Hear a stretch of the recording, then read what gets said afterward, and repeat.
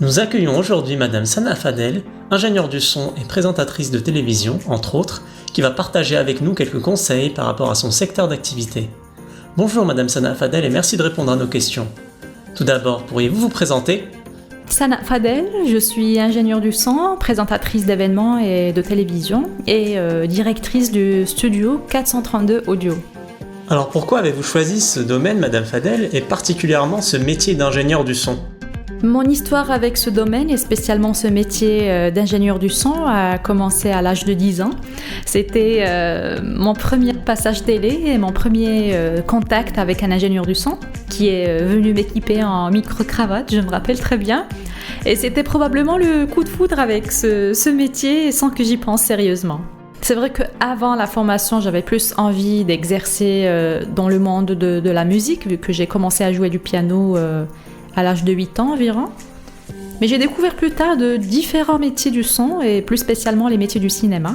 Mais je crois que le choix est venu à travers la musique et lors des soirées et des spectacles auxquels je participais avec des orchestres en tant que pianiste. C'était un métier qui m'intriguait et que je trouvais qu'il était à la fois technique et artistique et j'avais vraiment envie de le découvrir et de l'exercer plus tard.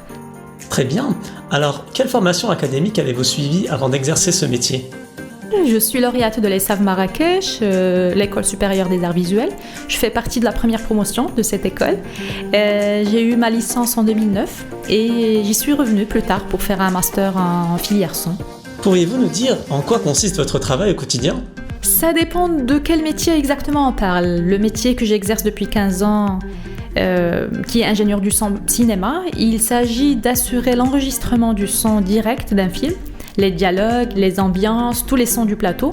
Maintenant, avec la création du studio, je suis passée à ce qu'on appelle la post-production, c'est-à-dire toutes les étapes de la chaîne sonore, après la production, après le tournage. Donc on reçoit au studio les sons directs, les dialogues, que ce soit d'un film ou d'une publicité, et on assure toutes les étapes qui suivent, de la composition musicale à la dernière étape qui est le mixage ou le mastering en ce qui concerne la musique, en passant par le bruitage, le montage son et l'enregistrement de la voix off et la création de l'univers sonore. Selon vous, quel est le secret de la réussite professionnelle ? Je crois que l'important c'est de choisir un métier qui te passionne et le secret c'est de travailler pour atteindre son objectif. Rien ne vient par hasard et le secret bien sûr c'est de croire en ses rêves mais de tout faire pour les réaliser.